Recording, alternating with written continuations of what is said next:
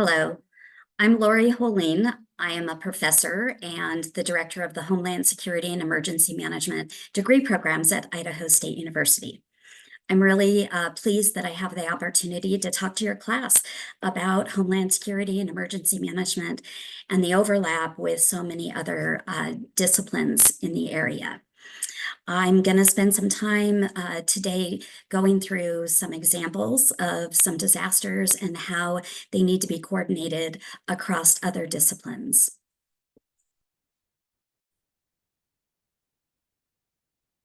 Okay, so I'm sharing my screen here with some slides, and the topic I've used to present to you today are called the Frontlines of Safety, how Homeland Security and Emergency Management tackle crises.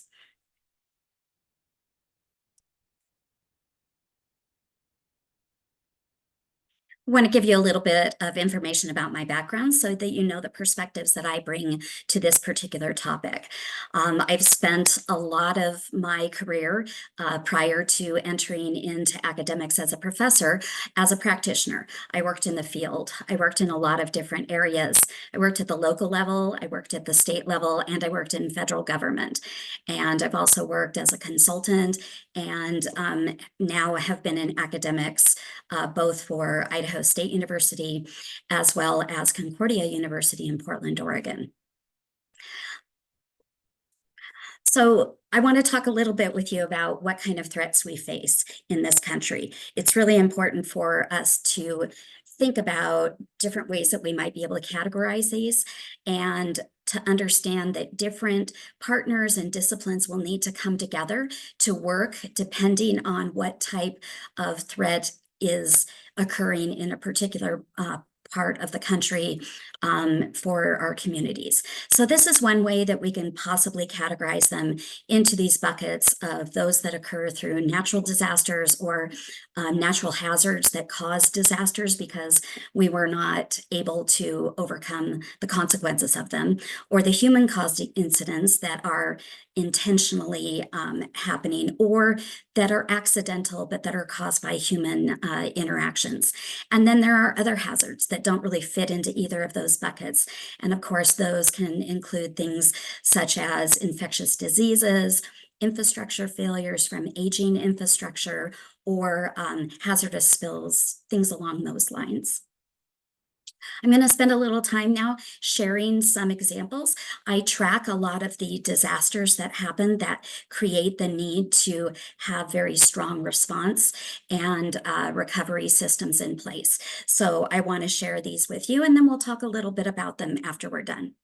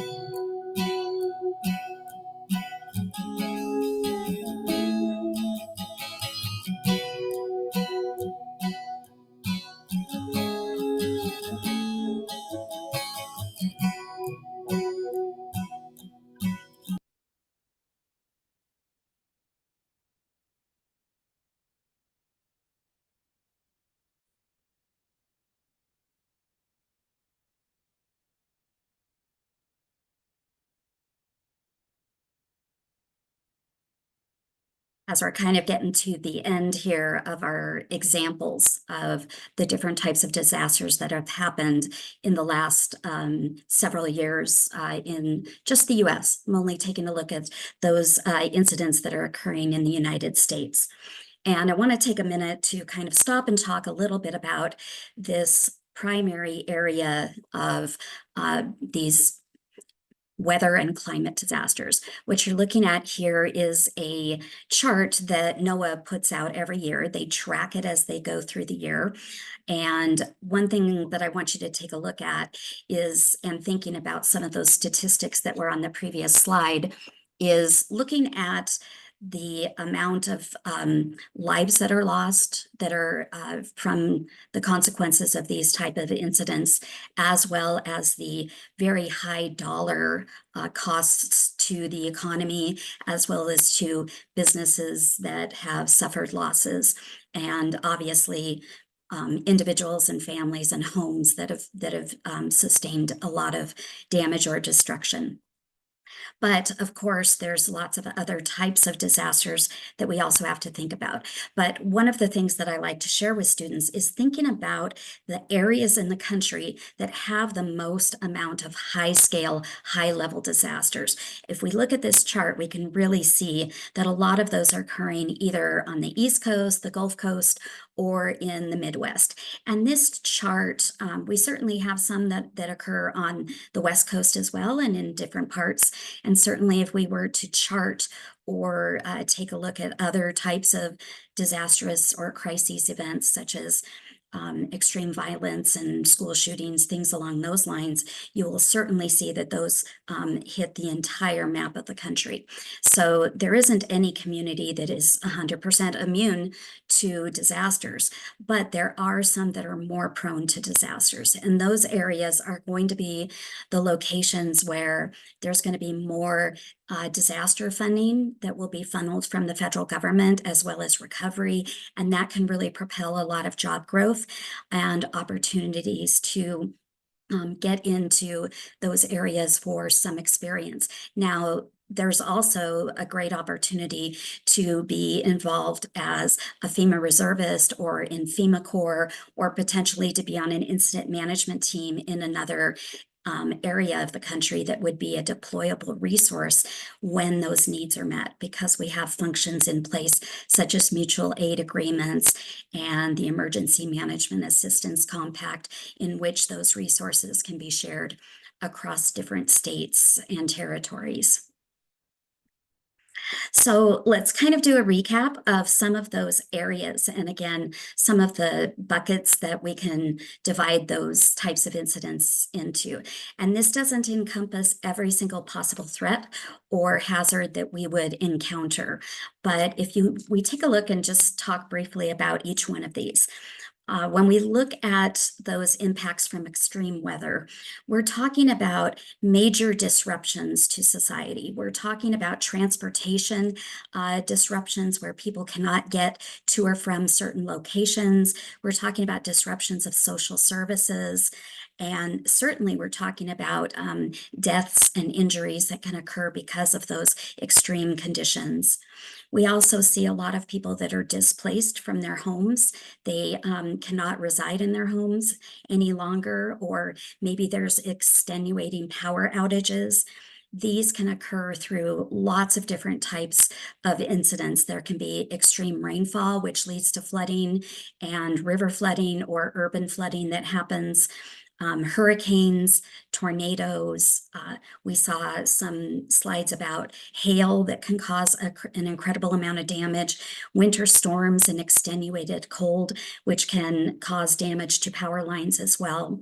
So all of these types of things can really put our society in a vulnerable condition, particularly for those members of our population that already are vulnerable or have other underlying health conditions, and maybe they rely on some of those additional services.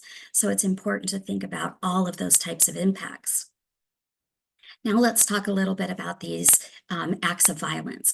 And this can range from anything from terrorism or sabotage, or it could have to do with targeted violence against a particular segment of society, or even have religious basis, targeting towards certain type of faiths. Churches have undergone a lot of attacks at times in the past, and certainly we're seeing of the very concerning uptick in school shootings and violence that occurs on school campuses. And that even includes sporting events. We also see that parades and concerts and different festivals have been targeted by these types of intentional acts. And they're not always occurring with gunfire. We're seeing that vehicles can be used as attack weapons. And we're also seeing that knives, and there can be explosions and various different things that can be the weapons of choice by those people that commit those type of acts. We also have to think about workplace violence as some of those things that can occur just by the stressors of some people that may have some mental health challenges. And we have to also think about the impacts from the survivors, from people who have lived through those type of incidents. There's a lot of fear and anxiety that gets rippled throughout the different communities that have gone through one of those type of attacks. And we need to make sure that there are ways for those survivors to have some active coping mechanisms. They may have some acute distress disorders, or even possibly PTSD related to some of the traumatic impacts of being involved in one of those types of incidents. I want to also talk a little bit about cyber attacks. Cybersecurity in our country is something that is widely recognized by government officials as being an area where we are extremely vulnerable. Those are things that can target the type of cyber attackers out there. They can be state funded and supported attacks that come from other countries that are our adversaries. They can also happen from people who are looking for financial gains. We see that they can target governments, healthcare infrastructure, different critical infrastructure entities. Oftentimes ransom is involved, and when they're financially motivated. And these are incredibly difficult hazards or threats to be able to mitigate or prevent. Very difficult to prevent. A lot of times, the people who work in those specific industries will look for ways that they can reestablish services, just assuming that there will be an outage or an attack of some type at some point in their processes. It's also very difficult to determine who has jurisdiction, particularly if those attackers are outside of the country or in various different jurisdictions. So it is a very challenging hazard that or a threat that we have to face. Wildfires. Wildfires are certainly something that we experience a lot on the west coast of the country, California, Washington, Oregon, Idaho, even into Montana, Wyoming, and we're seeing lots of wildfires also in other parts of the country, Colorado and New Mexico. We're seeing them on the East Coast now as well. And there are a lot of contributing factors to why we're seeing so many wildfires now, not just during wildfire season, which used to be during the summertime, but really they're happening year round now. And wildfires can bring deaths and injuries to those communities that go through them. A lot of structures can be damaged or completely destroyed. It displaces residents and requires thousands of people to be evacuated. We have to open up shelters and ensure that people have access to food, water, shelter, and even medical services to take care of those people that are in vulnerable states as well.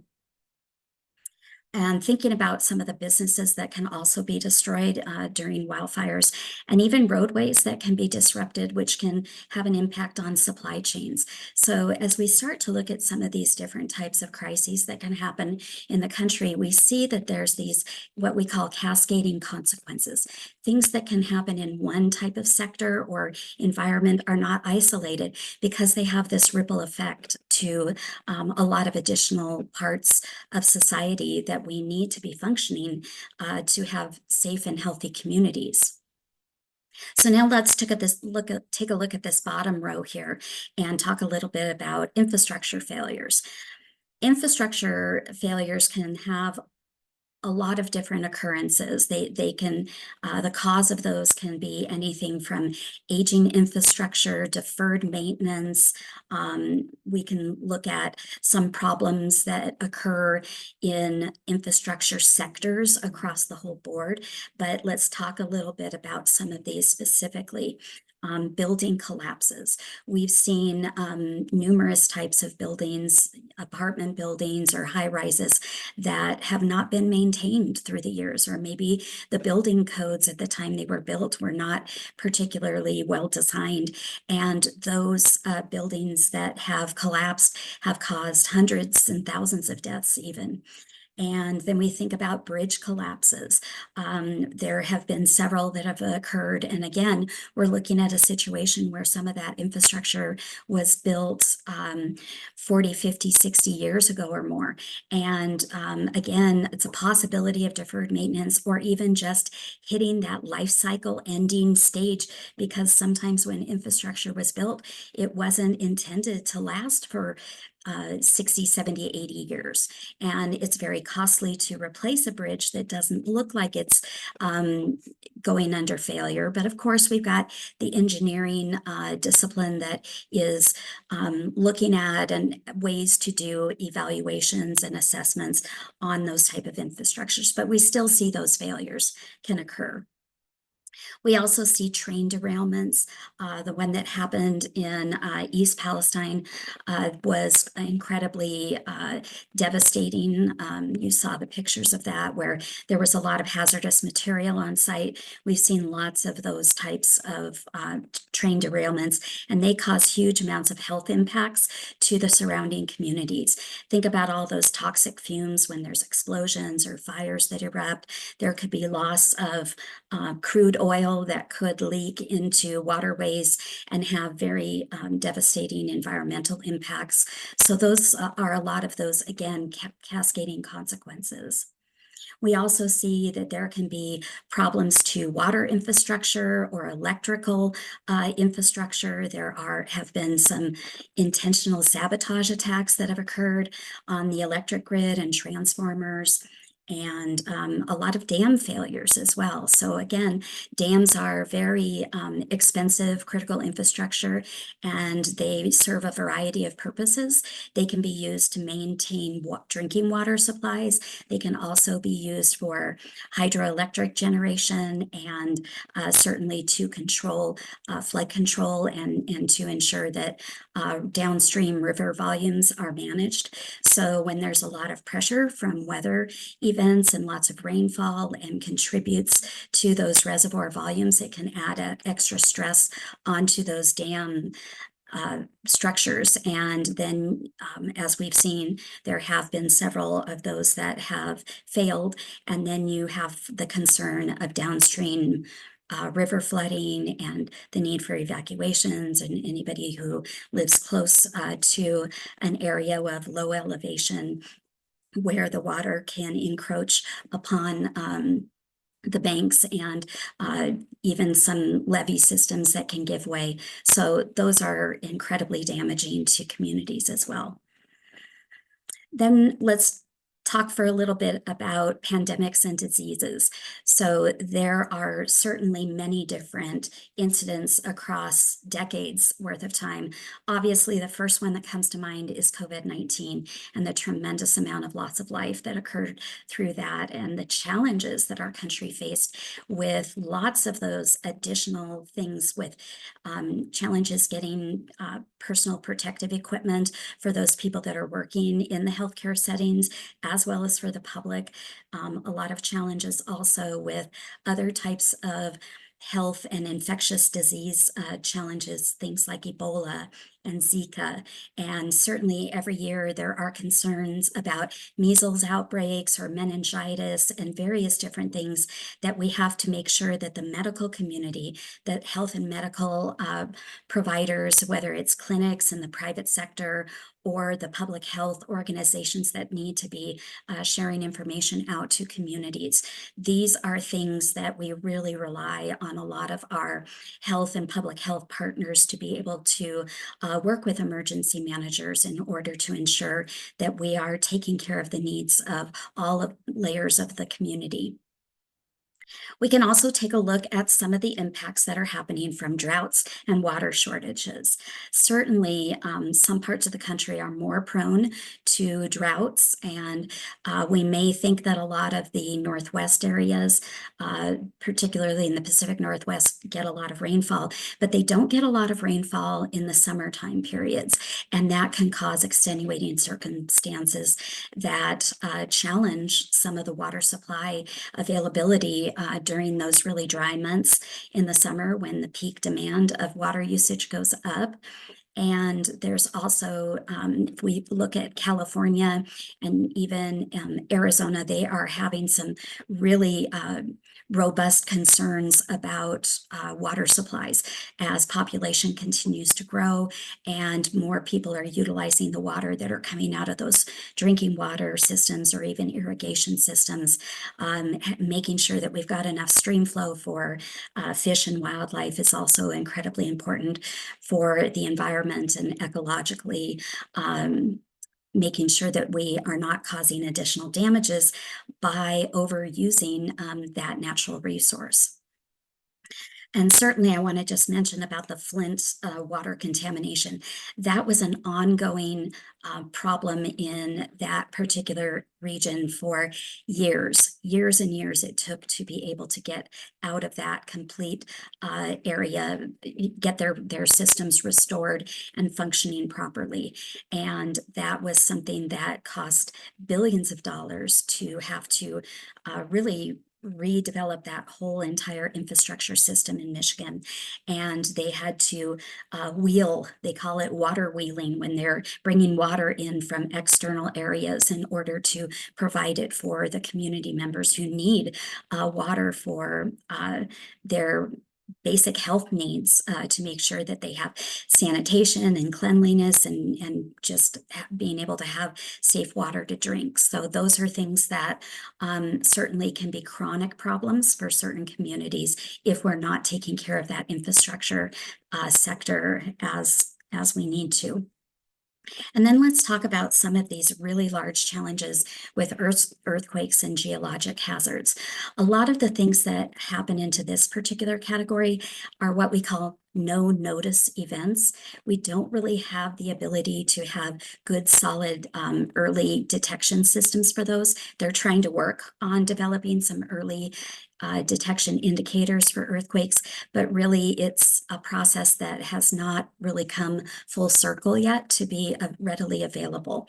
So oftentimes when we think about those challenges with the fault lines that happen to be in an ocean region area, such as the Cascadia subduction zone on the West Coast, those areas where the fault line is can cause that disruption to move a bunch of water, and having that big surge of water, we used to call those like a tidal wave, but those are, you know, the tsunami impacts, and having a tsunami will really only give about maybe 15 or 20 minutes notice to those communities.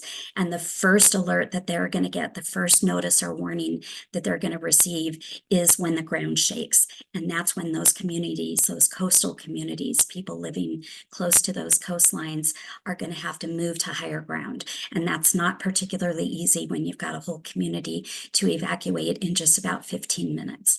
So these are things that can cause tremendous amount of crises and deaths and injuries to the community.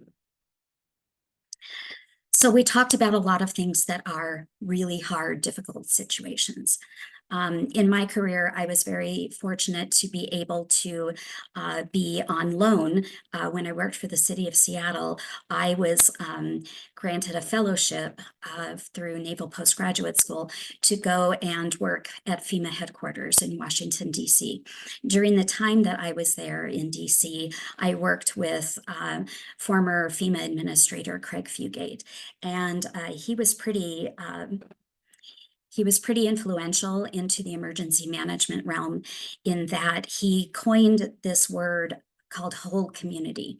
And whole community, this idea of whole community, is that we don't need to just have government being the only resources that respond to a disaster. And what he felt was really critically important is that we need to activate and mobilize the whole community. And that includes non-traditional partners from various different disciplines. We certainly know that we always have to work with our emergency services, with our fire and police, our military support, and emergency medical service providers, as well as healthcare and various different other disciplines. But we have to think about those non-traditional partners as well, and even the citizens who have survived those disastrous events. They're familiar with their communities, they know the region, they know their areas, they may have specialized skills, equipment, or capabilities, and it helps for them to be actively involved in recovery efforts. So Craig Fugate was very influential in creating that concept or ideas that we need to be able to allow volunteers and be able to provide opportunities for all parts of our society to help and assist with those high water level incidents that we have. So I think one of the things that is important for us to talk about is how do we plan to incorporate things with the whole community? How do we plan for those really challenging and hard things? And a lot of times what emergency management entities, agencies will do is they will look at their hazard identification, their vulnerability that they have. They have to do those on a fairly regular basis, at least once every 5 years. They have to look at that. And on an annual basis, they look at something called a THIRA, Threat Hazard Identification Vulnerability Assessment. And by doing that, they are making sure that they're looking at what is the most frequent potential hazards, but also looking all the way down the spectrum of what possibly could occur that would exceed their capabilities. And what's really important is to make sure that those communities plan for those high level events, those things that are really going to disrupt their community at the highest level, because you can always scale back a plan to not necessarily put all aspects of the plan into place. But if you only plan for those really more moderate disruptions, or those things that happen on a really regular basis, and we're not necessarily priming ourselves to be prepared for those really low frequency but high consequence events, those are the areas that we really need to plan with the whole community, because that's when we are going to need to have surge capacity and more capabilities coming forward. So let's talk a little bit about the systems and structures that are in place for us to be able to be prepared to meet those critical disasters and crises. I like to refer to these as dark sky days, those days when that bad thing happens.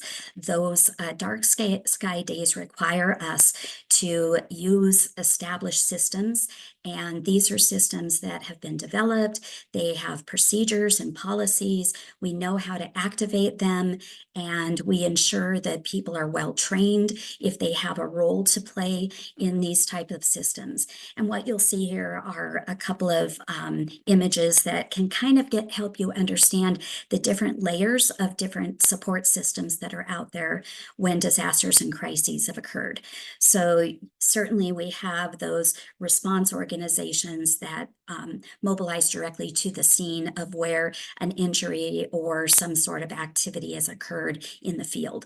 And that is everything from fire, police, EMS, a lot of those things where that actual incident is occurring. It could be a floodwaters where they're having to do sandbagging to be able to keep the waters at bay.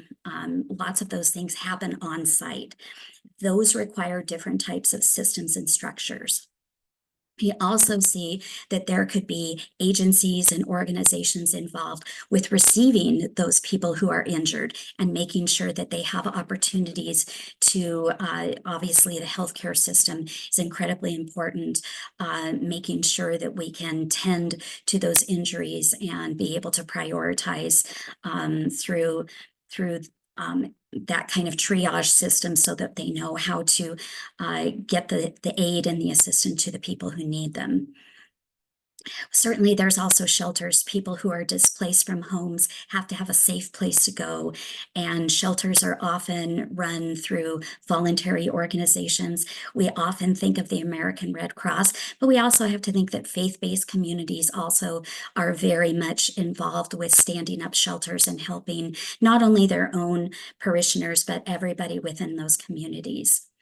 And then there's lots of behind the scenes structures that you don't really see. You don't really see those on the TV. There's no dramatic television shows that are developed talking about an emergency operations center or an emergency coordination center.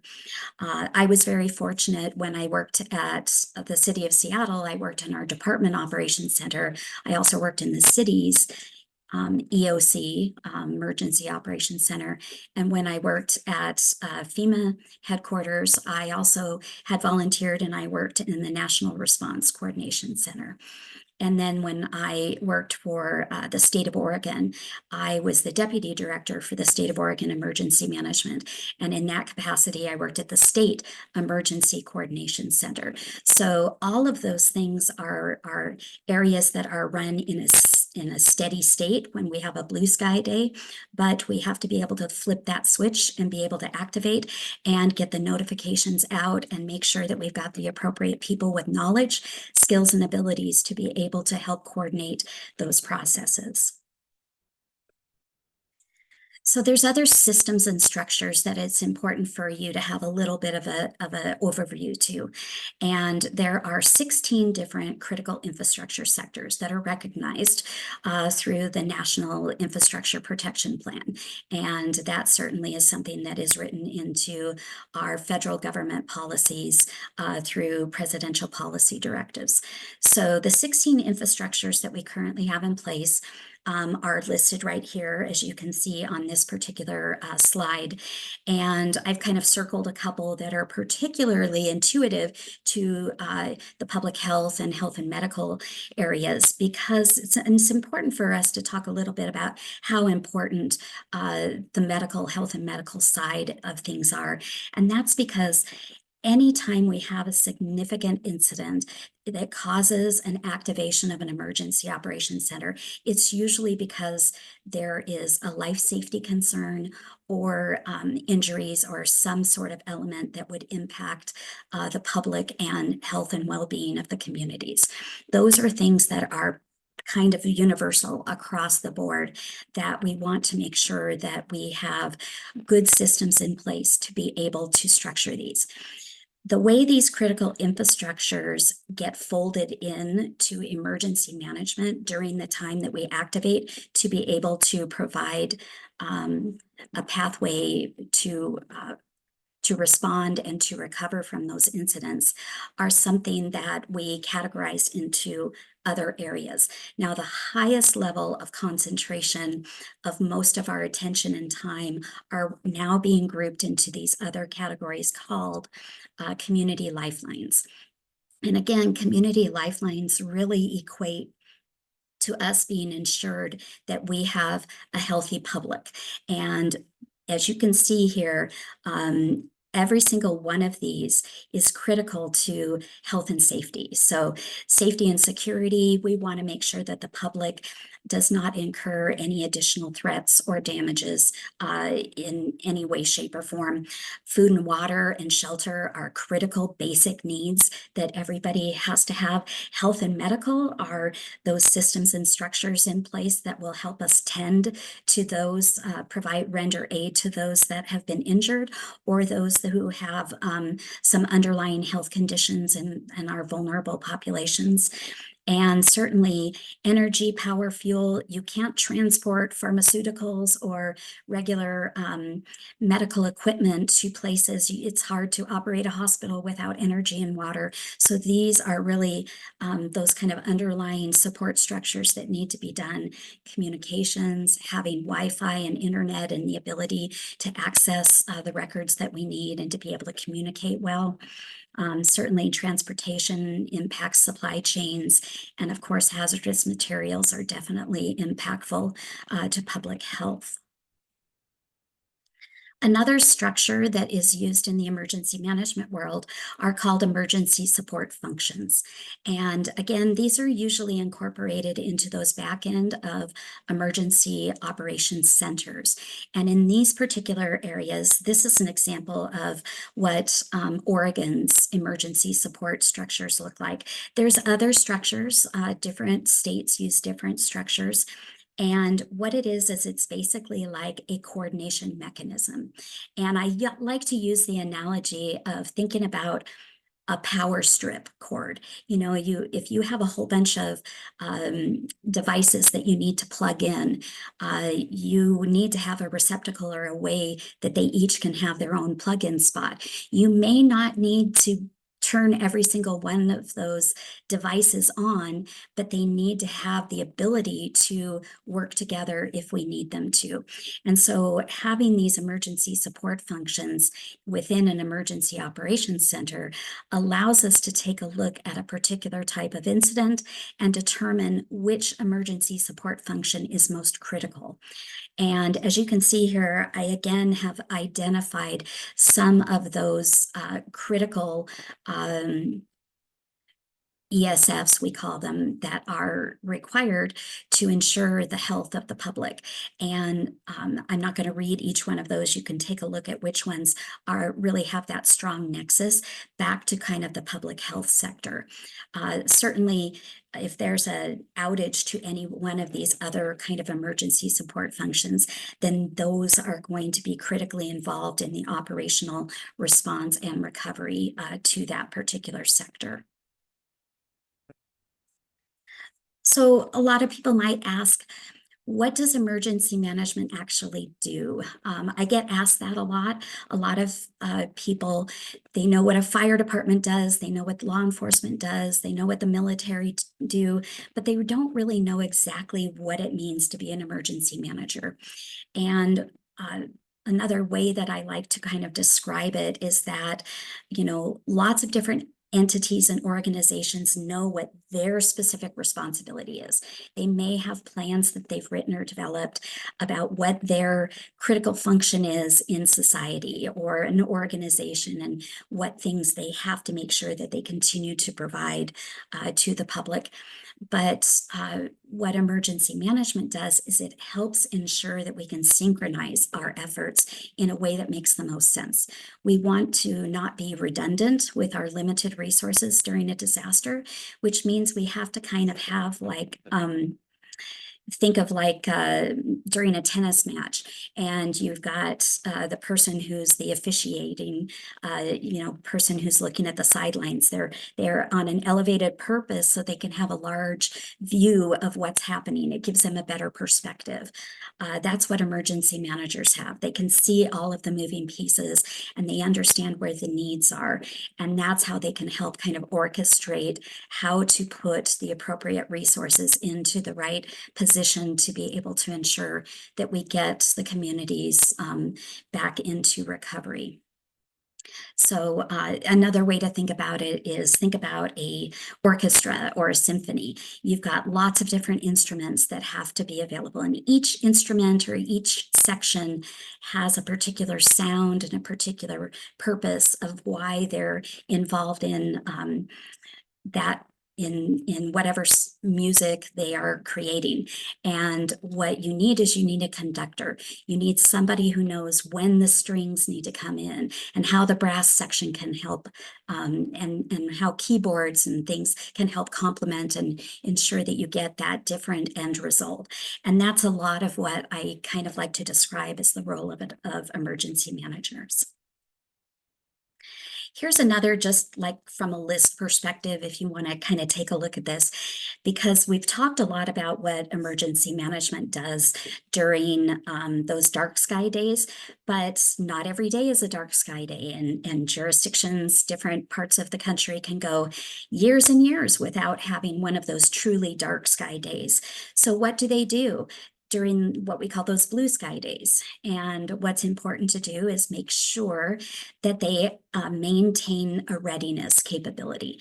And how do they do that? They do that by knowing what their community threats and hazards are, and then preparing the community so that they can build resiliency, and that will help them recover and bounce back, and maybe even be able to absorb some of the shocks and stressors that can happen from disasters. They also it's important to build organizational capabilities so that they can meet those critical needs that they anticipate. And also responders, building their capabilities, making sure that they help identify and provide training and exercises so that they will be ready.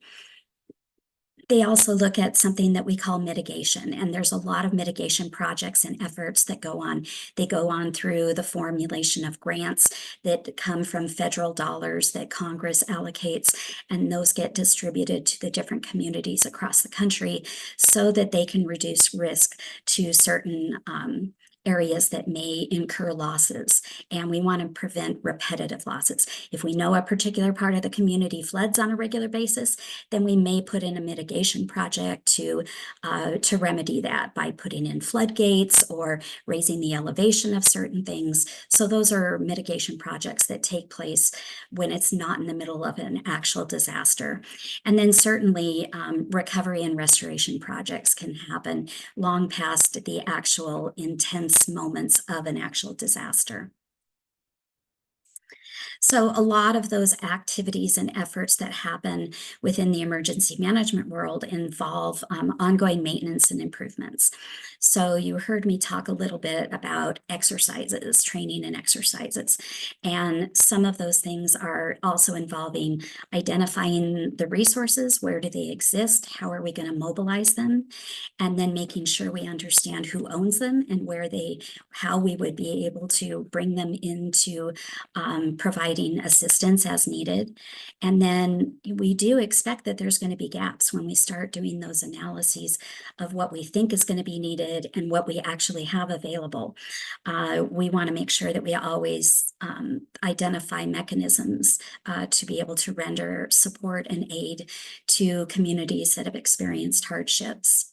And then we test and exercise those plans and policies and procedures. And then we have to actually make sure that we provide some corrective actions and go back and update those plans when we realize that something maybe isn't exactly going to occur the way we thought that it would. And we also see that a lot of business organizations that don't have a whole lot to do with emergency management also need to develop business continuity plans. It's really important to recognize that we want to make sure that businesses get their doors back open during any type of scenario. Government is not good at providing critical resources to whole communities on an ongoing basis. We can do it on a short-term basis as needed, but we want to get those businesses back opened up. We want to help provide support to ensure that transportation lines are opened up, that we can get supply chains moving. It's much easier for a grocery store that has open doors to be able to provide food and water to the community. We need to get schools back open so that parents can also get back to work, and getting back to the realm of a full functioning society is critical to the economic and the businesses that are involved. So getting prepared to kind of wrap this conversation up here, I want to make sure that I kind of talk about preparedness. Preparedness is really incredibly important. And when we think about all layers of the different fabric of society from all the different people, those people that are going to be injured or sick or that are incredibly vulnerable, those are the ones that responders need to be able to focus most on when that critical disruption occurs, when that crisis happens. If we have a segment of society that is unprepared, maybe they don't have any food or water stored, or they haven't thought about how they're going to communicate, or there's other things that have not been that they have not become resilient in their own homes, households, and businesses, then they become more vulnerable. And then they will get moved up into that vulnerable category of waiting for the government to help provide services to them, which takes away from our ability to provide those critical needs to the vulnerable and the injured. So it is important that if we have the ability to work with society to move those people further down into being prepared and resilient so that they can help take care of each other, that they won't need necessarily to be on that short list of where those emergency responders need to focus their energies. So I kind of want to ask this question to those of you who have listened to my presentation, and thank you for being here and listening to this. But I want to ask you, how do you think you might be involved in a future crisis? Do you think you might be able to be an emergency manager? Or maybe if you're not an emergency manager, maybe you're one of those 18 different emergency support structures. Maybe you work for one of those other disciplines that will have to coordinate and provide services to help get the society and community back up on their feet. Maybe you could be a volunteer. There are entities called the Community Emergency Response Teams. It's a CERT team, and there's wonderful training opportunities so that you can be responsible for helping different layers of the community be more resilient and prepared. And are you personally prepared? This is my call to action for you to make sure that you can be 2 weeks ready, that you could survive on your own without asking for government assistance. So if you're not in that particular category that where you think you're prepared, that's something to start working on. We have a lot of different disciplines that we call upon during disasters. And there's always one mission, and that is to protect life safety and to also protect property and the environment. But of course, number one thing is life safety. And I'm not going to spend a whole lot of time going through all of these. I've talked a lot about these different aspects, but all of these types of jobs and positions that you see right here are, they have a direct nexus to Homeland Security and or emergency management. And there's lots of ways that having some diverse knowledge and understanding of these topics will help open doors into some of these various different career fields. So on those lines, I want to just say that if you haven't made a determination about where you want your final degree to take you, consider Homeland Security and Emergency Management. There's lots of different programs that we have here available at Idaho State University. We have an associate's degree, a bachelor's degree. You can do an accelerated bachelor's to a master's degree where you can utilize two different you can apply some of the coursework from a bachelor's can also apply towards a master's.